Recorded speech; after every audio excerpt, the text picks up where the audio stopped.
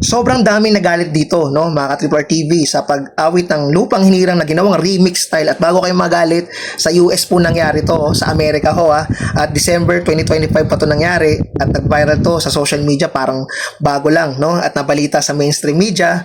Parang estudyante ka lang, nag-aaral ka, may flag ceremony, Friday, mayroong flag retreat. At pag ahensya ka ng gobyerno, nag-work ka sa ahensya ng mga gobyerno kahit saan, mayroon ding flag ceremony at mayroon ding flag retreat. Okay, panoorin natin yung video clip na to sa pagbabastos ng ating pambansang awit ng mga kabataan.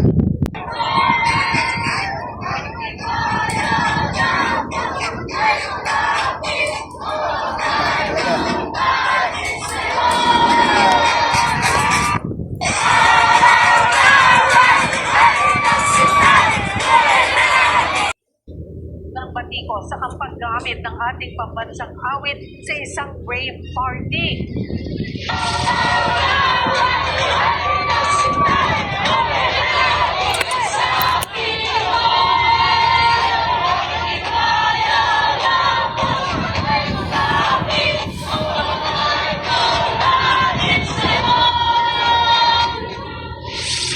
Sa viral video, nagpa-party at nagkakatuwaan ang mga tao habang sinasabayan ang remix ng Lupang Hinirang. Hindi yan pinalampas ng Grabe mga Triple R TV, nakita niyo yung napakasakit, diba? Kung nabubuhay lang yung ating mga pambansang bayani, kagaya ni Dr. Jose Rizal, William Mabini, diba? Bonifacio, baka pinagsisipahan na to mga to eh.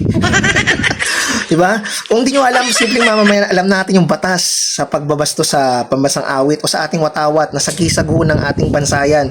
Dahil sa Republic Act number 8491 ay dito sa aking pag-research of flag and heraldry code of the Philippines. Ang paunahing batas dyan ay Commonwealth Act number 64, specifically para sa pambansang awit ang RA 8491, bawal gamitin for recreation, amusement, for entertainment purposes, diba? Tama, dapat sundan na yung original na arrangement ni Julian Felipe, 'di ba? Kailan 'yon? Siya yung nag-arrange nung pambansang awit natin at kantahin dito with fervor.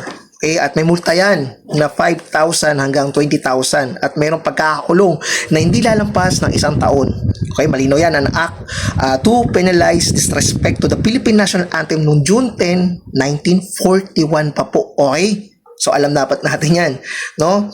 Yan po yung katotohanan diyan, no, mga ka-Triple TV. At ang sakit na balita sa mga mainstream media, pero matagal na 'to nangyari, December 2025 pa. At kung totoo niyan, makakasuhan pa sila. Hindi. Kasi sa Amerika safe sila eh. So doon sa bansa hindi po saklaw ng batas ng Pilipinas kasi nasa Amerika po nangyari. Ang lakas ng loob ng mga kabataan yan. Mga Pinoy pa man din. Mga Pilipino sila. So yan po yung pinagmamalaki yung kabataan ngayon. Nagtatanggol-tanggol pa sa mga kabataan, di ba? Tapos pag tinanong mo, totoo, hindi alam yung title ng ating pambansang awit. Totoo, aminin nyo, yung iba, hindi lahat. Diba? Bayang Magiliw ang una sinasabi. Baka ma-misinterpret ng mga kabataan yan Lupang Hinirang po yung original na title hindi yung Bayang Magiliw. Pati yun yung Bayang Magiliw. Diba? Yan ang pinagmamalaki yung kabataan Sila mga nagpauso niyan Party, bawal ho yan Pero nga kung nangyari sa Pilipinas, I'm sure madidisiplina yan. May pagkalalagyan. Kaso nga, mga minor edad, mga kabataan talaga, mga minor de edad pa. Wala rin tayong batas para makulong mga kabataan. Kasi meron tayong Juvenile Act na pinatupad. Diba? Dapat mabago ang mga batas na yan. Ang dami talagang. Kahit yung sistema ng gobyerno natin, sana ho, mga Pilipino, magkaisa ho tayo. Hindi tayo maging pilosopo. Hindi tayo nagiging watak-watak na ang Pilipinas. Sa totoo lang, 50-50 na kung nilalagay mo siya sa isang emergency room. 50-50 na po ang Pilipinas. Real talk, no? Hindi na dapat tayo nagbabase kung ano pa yung sinusuportahan mong politiko. Nag-aaway-aaway lang tayo niyan di ba?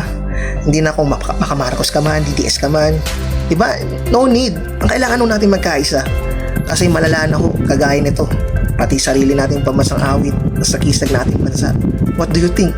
Di ba? Hayaan nyo ba sa mga anak nyo na bago, mga new generation pang isisilang ngayon? Na gano'n ang mga kumbaga, parang yun na magiging baluktot na yung mga mindset nila, yung mga paniniwala nila. Diba? Ituro ho natin yung tama. Okay? This is Triple R TV. Follow for me sa aking TikTok.